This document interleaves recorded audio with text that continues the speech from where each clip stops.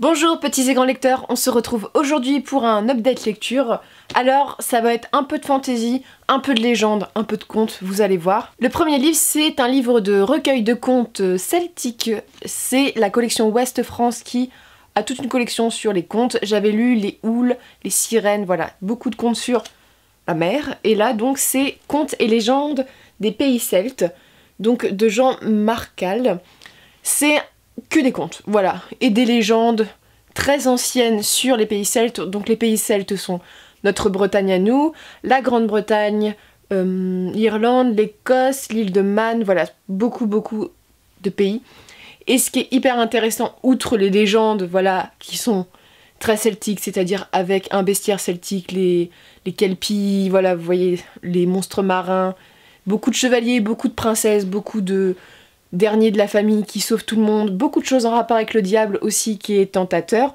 Et donc j'ai beaucoup aimé parce que on voit que selon les pays, ça c'est mon côté littéraire je pense, les légendes s'inter-influencent. Il y a des réécritures très intéressantes et il y a des influences. C'est-à-dire que par exemple la Dame Blanche a sa propre légende dans les pays comme l'Irlande ou l'Écosse. Voilà, c'est pas le même nom, mais c'est tiré de la Dame Blanche française. C'est assez intéressant pour ça et il y a beaucoup de choses. Alors, j'ai essayé de le lire presque d'un coup. Le problème, c'est quand vous lisez plein de légendes, à un moment, c'est un peu lassant. Et donc, voilà, j'ai fait des pauses avec d'autres livres, j'en lisais 5-6. Je lisais un peu un autre livre, 5-6. Parce que tout avaler, c'est compliqué. Ce qui est hyper drôle aussi et très intéressant au niveau historique, c'est qu'on voit les préoccupations qu'il y avait au XIIe, XIIIe, XIVe, XVe, XVIe siècle parfois, notamment vis-à-vis de la religion, vis-à-vis des tentations, vis-à-vis de la morale que devaient tenir les jeunes filles. Voilà, ça sort tous ces liens. Il y a toujours le schéma très vu de l'homme qui doit sauver la femme. Alors ça, voilà. Des fées, les failles sont très présentes dans cet univers. Moi, j'ai adoré. Ça a complété un peu ma culture sur les légendes écossaises, irlandaises notamment, et les légendes bretonnes que je connaissais un peu comme ça, mais c'est souvent en rapport avec la mer et ça explique beaucoup de créations. Il y a la création de Saint-Malo, il me semble, dedans. Voilà, ça explique aussi la création de certains points ou certaines villes ou certains rochers et je trouve ça hyper beau et hyper poétique, donc je vous le conseille. Ensuite j'ai lu un classique de la littérature jeunesse. C'était pas gagné parce que ce livre je l'ai dans ma palle depuis des années et j'ai notamment son tome 2 qui m'avait été offert à mes 15 ans et en fait en réfléchissant j'avais déjà lu le premier tome quand j'étais ado, je m'en souvenais pas et c'est quand j'ai relu le tome j'ai fait en fait je l'ai lu ce livre il y a très longtemps. Et j'avais des gros a priori parce que j'avais essayé de lire le tome 2, j'avais trouvé ça trop compliqué. Je lisais pas beaucoup avant l'adolescence, mais l'adolescence 16-17 ans. Avant c'était un peu plus compliqué, j'avais vraiment mes séries chouchous et celle-ci n'en faisait pas partie. J'ai bien aimé ma lecture, je comprends pourquoi le film a été décrié énormément par les fans et je lirai le tome 2 avec plaisir. Je pense que voilà, j'étais une mauvaise lectrice, c'est quand même un gros pavé. Après c'est de la fantasy que je trouve très classique, pas très originale, avec des gros clichés. Mais bon, c'est de la jeunesse, mais en même temps c'est pas excusable parce qu'il y a des romans jeunesse qui sont très originaux. Après ça s'inscrit dans une période post publication du Seigneur des Anneaux, ou du moins diffusion du Seigneur des Anneaux au cinéma, diffusion d'Harry Potter, voilà, ça s'inscrit un peu dans cette veine-là, donc c'était un peu les années 2000 où voilà, la fantasy avait ses clichés. Aujourd'hui j'ai l'impression qu'on sort un peu de ça. Donc il s'agit d'Eragon, donc de Christopher Paolini, donc chez Bayard Jeunesse. Je ne voulais pas lire ce tome parce que Christopher Paolini est le fils d'un éditeur et je crois que c'est son père qui l'a publié. C'est forcément quelqu'un qui s'est fait aider, ça va pas être terrible.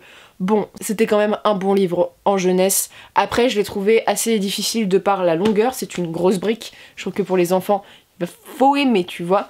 J'aime beaucoup les dragons, c'est une créature fantaisiste que j'aime bien. Eragon, je vous rappelle le pitch, c'est un gamin de 15 ans, qui trouve un œuf de dragon. Au début, c'est pas que c'est un œuf de dragon, c'est il va l'élever et être mené par un maître qui va lui enseigner un peu tout, le combat à l'épée. Et dans ce royaume, il y a un méchant qui a un dragon et qui veut éliminer tout le monde. C'est assez dithyrambique, on va dire, au niveau du bien et du mal.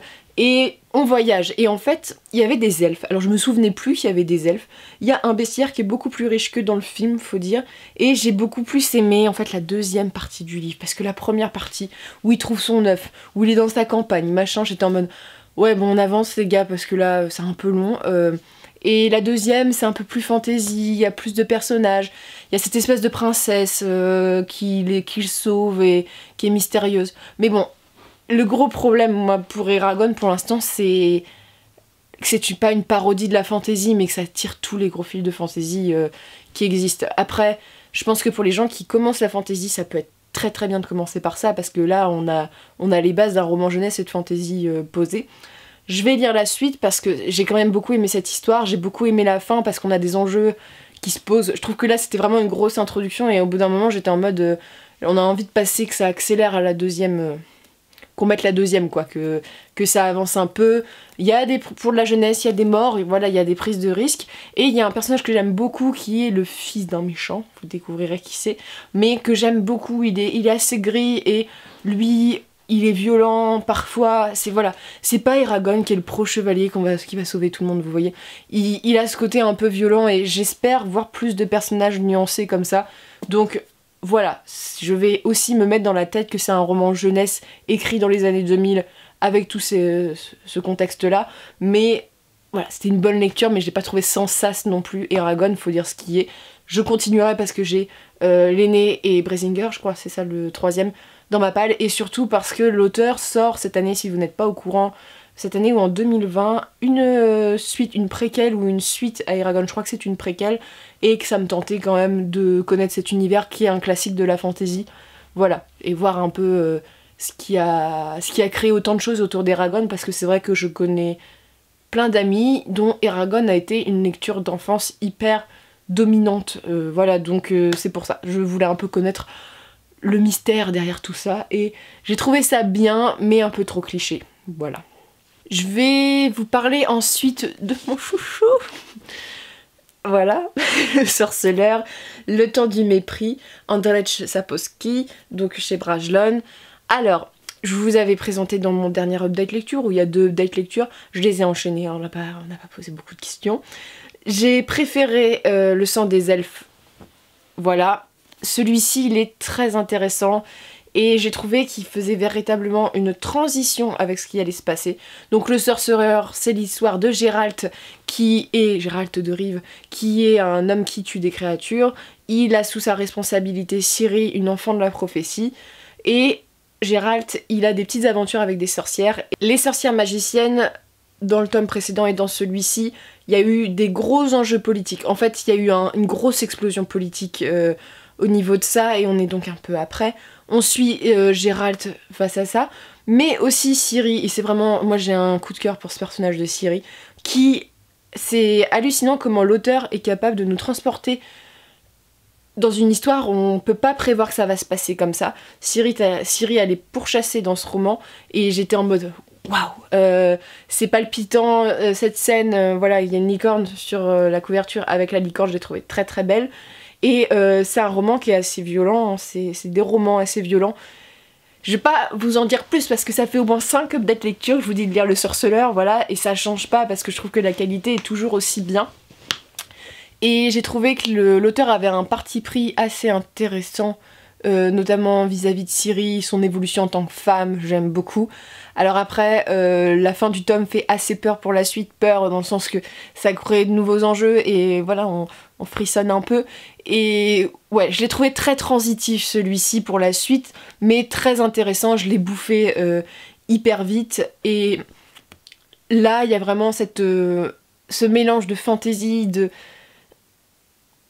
d'approfondissement. Les personnages sont très importants, on n'est pas dans un roman où simplement l'histoire est importante, il y a vraiment les personnages qui sont très mis en avant, et j'ai hâte de savoir ce qui est arrivé aux magiciennes notamment, et ce qui va arriver à Ciri et Geralt, qui sont voilà là éparpillés tous trois. On voyage dans un royaume énorme, et ça fait un peu peur pour la suite parce que nos personnages ils sont plus du tout ensemble, et voilà. On va savoir ce qui va se passer. J'ai vraiment très hâte de lire la suite. Je crois que le 5e tome sort au mois d'août ou septembre, donc bientôt. Et très bonne série de fantasy. La série sort bientôt aussi sur Netflix. On verra ce que ça donne. Mais c'est intéressant de voir qu'un homme sorceleur que tout le monde craint, que voilà, qui est quand même hyper puissant, même s'il se fait bolosser souvent dans le récit, il faut dire ce qui est, par les magiciennes, par plein de choses, se retrouve un peu submergé par la tâche qui lui est confiée de sauver Ciri, qui est très importante à l'histoire et qui a la capacité de se mettre dans des embrouilles, ou du moins, voilà, la pauvre, elle a un background qui fait que on va la rechercher beaucoup, mais voilà, j'ai beaucoup aimé, notamment celui-ci, on voyage quand même un peu plus loin qu'on était allé avant, et les créatures, il y a toujours des créatures qui sont présentées, c'est toujours aussi bien au niveau du bestiaire fantastique, donc allez-y pour le sorceleur, je ne me répéterai pas.